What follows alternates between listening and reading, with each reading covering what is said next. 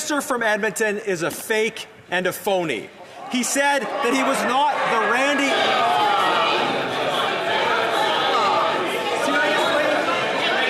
I'm going to ask, this is a couple of times that I've asked the honourable members.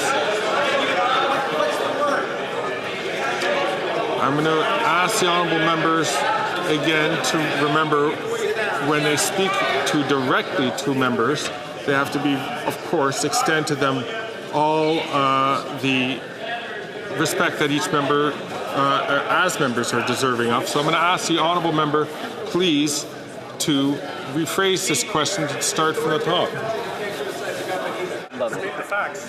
Mr. Speaker, this minister deserves to be criticized in the People's House, the House of Commons. He said he was not the Randy involved in his company, but we know there's only one Randy at the company. He said he wasn't involved in the operations of the company, but text messages reveal that he is. He said he was Indigenous to profit from government contracts, trying to steal from First Nations communities. When will the Prime Minister fire this phony for making false claims to steal from First Nations?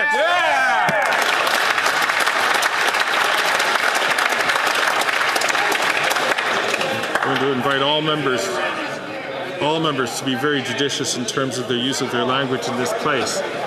The Honourable Leader of the Government in the House of Commons. Thank you, Mr. Speaker. Mr. Speaker, my colleague has addressed this issue and stated that those claims are false. Mr. Speaker, we addressed the fact that that business was never listed as an Indigenous business on the procurement site, and it in fact received no funding from the Government of Canada. Thank you, Mr. Speaker. Good answer. Shut up, Freeland. And Gould needs to use her voice when she speaks. Like, talking super quietly so no one can hear you is like... The honourable member from Sherwood Park, Fort Saskatchewan. The company did actually receive funding from the Government of Canada. The Minister of Employment's business partner claimed that their company was fully Indigenous owned.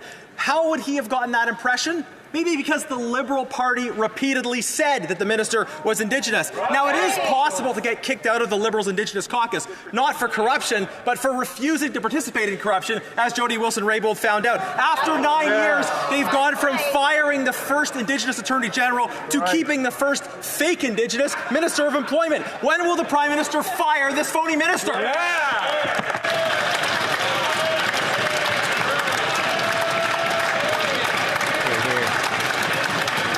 And they're sending Duclos to talk. They're not putting Randy up again.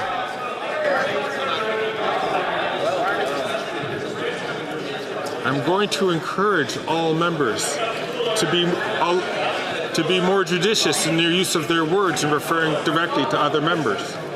The Honourable Minister for Public Services and Service Public, Public Services and Procurement. Thank you, Mr. Speaker. Our colleague knows full well that in the House we have to choose the right words to express things properly.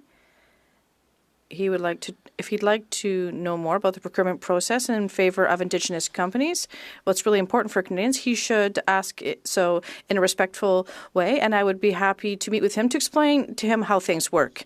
I will encourage the honourable member for Louis Saint Laurent, please, to not speak until he's recognized by the chair. The honourable member from Edmonton West. Mr. Speaker, the Prime Minister's only minister from Alberta is accused of being a fake and a fraud. The member from Edmonton Centre said he wasn't the Randy involved in his company. Yet we know he is the only Randy involved in that company. He said he wasn't involved with his company while in cabinet, yet text messages clearly show that he was. Right. He pretended to be Indigenous to profit from government contracts, effectively stealing from First Nations businesses. Mr. Speaker, enough is enough. When will the Prime Minister do his job and fire that minister? The Honourable Leader of the Government in the House of Commons. Mr. Speaker, as I said, my colleague has addressed those issues that the colleague raises, and he has clarified that they are false. Mr. Speaker, we have stated that that business was not listed as an Indigenous business, and it did not receive funding through that program. Thank you, Mr. Speaker. Very good. Good answer. Oh my God, so good. Good on you. The Honourable Member from Winnipeg Centre. Freeland, Mr. Speaker, families are getting gouged on essentials by greedy CEOs. Liberals have let families down. And the Conservatives, all they're planning to do is cut like the National School Food Program, making kids go hungry. But there's good news, Mr. Speaker. The NDP's plan to remove GST on life essentials like kids, clothing and diapers will bring relief to so many families. Will the Liberals follow the NDP's lead and cut the GST so families can get ahead? The Honourable Minister for Families and Children.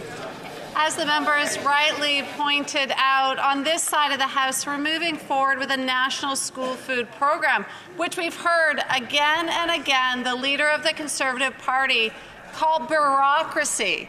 Bureaucracy, Mr. Speaker, is not what is happening. We are seeing thousands of children already this school year receive food at school because of this investment in our children. We'll continue to work with the provinces to see this roll out across the country, Mr. Speaker. The Honourable Member from Skeena, Bulkley Valley.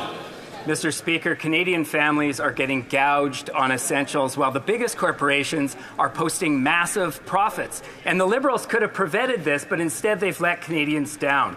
Now, Conservative cuts would make matters far worse. In fact, cutting childcare alone would cost Canadian families up to $13,000 per child.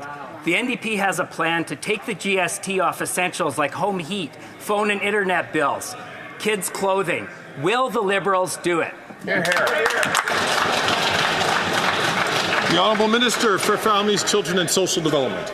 Mr. Speaker, it's great to hear this member speak about the importance of the investments that we've made in childcare. Mr. Speaker, we've seen almost 1 million families. These are real people, Mr. Speaker, that we've been able to support to get them into affordable, high-quality childcare, saving them thousands of dollars each and every year. Mr. Speaker, the Conservatives have made it clear they do not support affordable childcare. They will do everything they can to take this away from the families that need it.